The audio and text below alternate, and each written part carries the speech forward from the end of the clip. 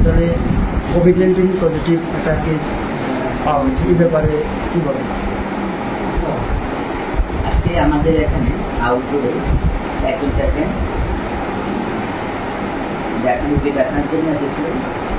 ওনার নাম হচ্ছে দীপক চুটিয়া, আর বাবার নাম হচ্ছে ওটাই চুটিয়া, কাকাডন, 12 নম্বর block, post office Rangal, district Jorhat, Assam.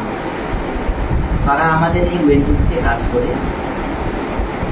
আমরা খবর পেয়েছি ওটা আমাদের যুব রাজ্যে আসাম থেকে বেশি দিন হয়নি, এসেছেন প্রায় 5 থেকে 6 দিন এমন হয়েছে। আমাদের আমাদের এখানে যখন ট্রিটমেন্টের জন্য আসে, আমরা ইনভেস্টিগেশনের জন্য আমরা পাঠাই। ল্যাবরেটরিতে যখন আমাদের কোভিড-19 পজিটিভ হয়েছে।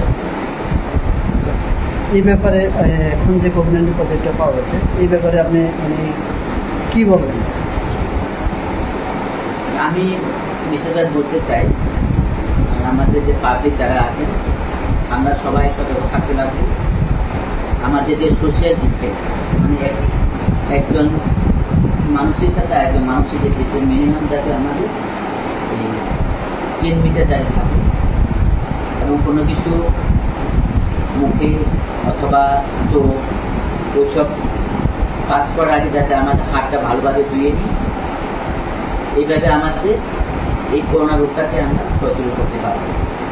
ধন্যবাদ স্যার।